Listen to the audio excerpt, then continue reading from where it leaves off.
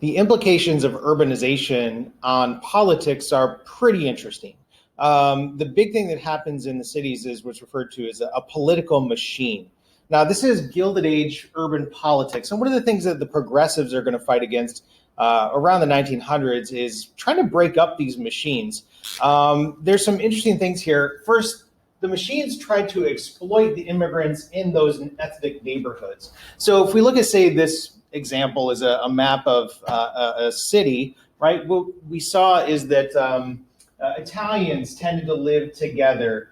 Greeks might live together. There would be a Russian neighborhood. There would be a Jewish neighborhood. There might be a Chinese neighborhood in a city. And what these machines would do, there'd be a party boss, a ward boss that would decide somebody that would be the candidate in each one of those ethnic neighborhoods. So there'd be an Italian candidate, a Greek candidate, a Russian, a Chinese, a Jewish candidate. And those candidates would get elected, but they would get elected and then owe allegiance to the machine. The machine was often referred to as a ring.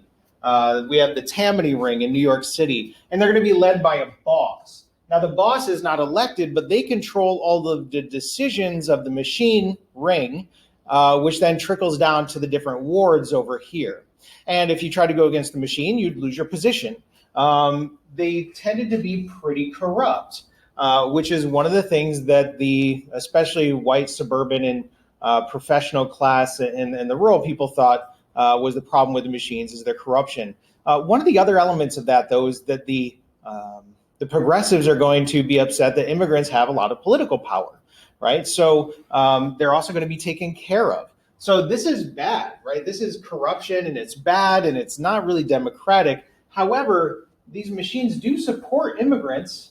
They provide necessary services, and they give them jobs, and they find them, old age benefits. I mean, these are going to be things that are necessary that the larger white population isn't going to be thinking about.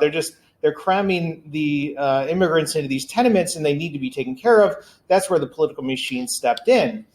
So yeah, they're bad, but they're also providing a necessary service that's being overlooked.